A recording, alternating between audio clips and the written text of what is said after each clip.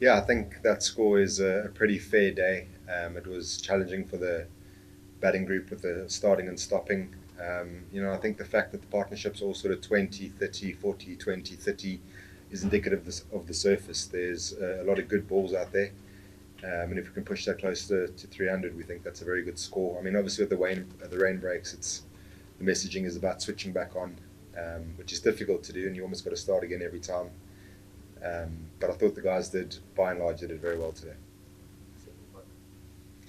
What's the messaging to the players coming on off the field? Yes, means what were they talking about? The wicket? Yeah, look, the wicket obviously started a bit slow, but the main thing is to mentally be able to switch back on as soon as you go back out there. The stop starts are disruptive for the batters. You're obviously trying to get some rhythm, but we knew they would come hard in that first session, and with the rain they get to start again, so to speak, and then they're pretty fresh.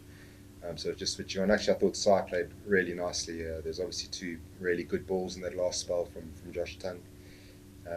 But yeah, we're pretty happy with 205 for six, whatever it is. Coach, captain had said yesterday that Colin Bumrah's participation in the game would be taken before toss in the conditions. Considering what it was a Queen top today, what was the chat and why didn't he play? I think it's quite a complex issue around Bumrah. We obviously want to wheel him out, but we also want to respect where his body's at. And on the basis of that, we just felt that it wasn't worth including him in the squad. He has bowled a large number of overs. I know it doesn't always seem like that because he's only played three tests and he only bowled in one innings in Manchester. But if you look at the loads, he's bowled a lot of overs, and like he did say coming into the tour, he was going to be available for three games, and we just felt it was right to honour that call. Could you always maintain that Karun always looked in good rhythm and good batting? But given the stage of his career where he is, how important is this knock and what kind of conversation did you have after Manchester, especially when Bishop was not available? Because that number five was very important. Yeah, look, Karan's been asked to do a tough job on the tour. Start off at six in the first test and then batted at three for the other two tests. And I always said, and we always thought that his tempo and his rhythm was very good. He's a quality player, particularly for that reason that he can absorb the pressure. So going in today at a different position again, I thought he summed up the conditions really well. Look, when someone comes back into the test side like he does after a lengthy absence, the pressure's always there. And I think he's handled that very well. But you could probably say the same about someone like Dhruv. And I think when you're representing a country like India, you don't expect it easy. And the guys are attuned to going there and dealing with the pressure. And hats off to Karan. I think he's had a really good tour without blowing the lights out. But he's given himself a chance now tomorrow to get a big, meaningful score for the team. Yeah, well, just an extension of the last question. Basically, Shubman was in one of the previous press conferences. He said that in the first test match, Karun did not bat at his probably preferred position. And then again, we have seen him bat twice at number three. Again, he is batting at number five. So how difficult it is for someone like you said that he's coming back into Test cricket after a long time and under these difficult circumstances. How tough do you think for a player also mentally, technically also, how to adjust to different conditions according to the flexibility of the team? It's not ideal, and you can see we're always trying to put the guys in their most favoured position. But with the batting unit we've brought on tour, sometimes you have to make adjustments. I'd say today probably suited him quite well given the conditions. Walking in when he did, it's not too dissimilar to what a three or four, which is his preferred position, would walk into. And I think it's a feather in his cap that he is so versatile. I thought six was a big ask. Six is very different to 5-4-3.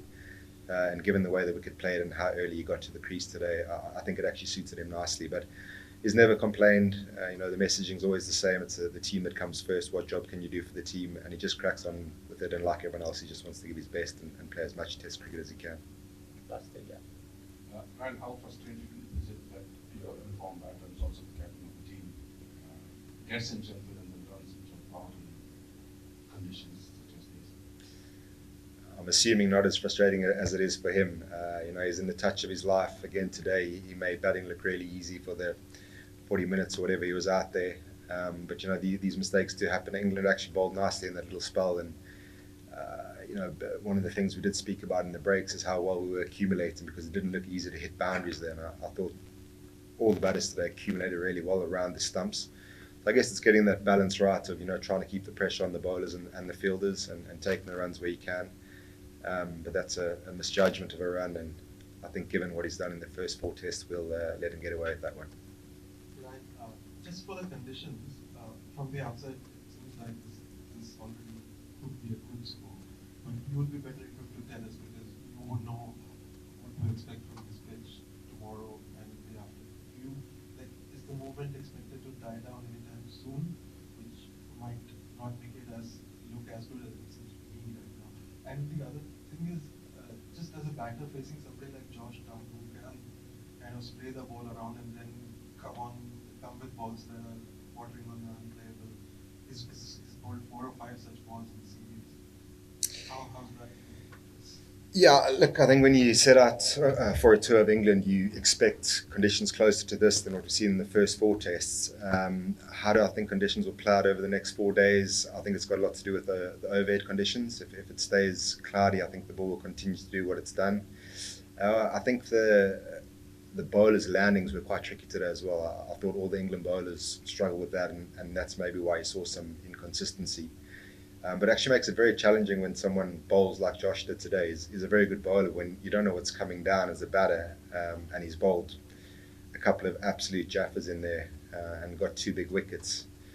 It does make it tough. But for us, hopefully it stays the same. I think if you get the ball in the right area, and like I said about the partnerships, you never feel like you're in there. There's always a good ball around the corner. And I don't think it's going to go absolutely flat. I don't think there's going to be a massive change in conditions. But hopefully it stays as close as what it was today. Ryan, you were just talking about the complex case of Bumrah. Now, when your league pacer makes himself available only for 3 test matches in a series, and now with the conditions pretty much the best for a bowler. So for a think tank, how hard is it to you have your best bowler, you can only play 3 matches, and how you go about managing the difficulty with the team management? Yeah, every time I've answered this question, I've spoken about putting the pieces of the puzzles together, and guys were baffled when we didn't play him in the third test, sorry. And our thinking, was that the Oval, yes, it's got bounce, but it's normally a fairly good wicket for batting on, and we thought we'd roll the dice in Manchester. Well, obviously, if we'd won the toss, we would have bowled. In hindsight, you would have loved to have him here. But you would also have said if we come here 3-1 down that we didn't use him there. So it's trying to not guess, but trying to look into the future and then try to see how we can manage him. And maybe England have got it spot on, leaving the best bowling wicket for the last test after he's played 3. Final question. Ryan, just an extension of that. Managing Bumrah is different, but how do you manage the bowlers around him? Now Prasidh Krishna misses a game, he comes back into the 11. Arshdeep and Kuldeep on the bench for 5 tests. Abhimanyu Ishwaran remains on the bench for 10 tests. How do you manage that in the dressing room when the players are consistently not playing and there's a player who's picking and choosing games and others around have to fall in line? So how tricky is that a situation to deal with? Look, I don't think picking and choosing is a fair comment to Buns. He did say he was going to play 3 games. He left it up to us which 3 he played. We've tried to manage the situation. It's not ideal. I guess giving those guys attention, the guys who aren't playing, particularly when you're carrying 18, is important. Make them know that you're making all the decisions in good faith in the best interest of the team. And just on that, all the guys who haven't played, they've been fantastic. They've trained the house down. They're disappointed when they get left out. They don't let it show when they're around the group, and that's very important to creating a good culture for the guys who are playing to perform. Thank you. Thank you, guys. Yes, that's a shot. Cricket की हर बड़ी खबर, Lovely shot. हर बड़े update और live discussion के लिए जुड़िए मेरे साथ सिर्फ India TV cricket YouTube channel पर।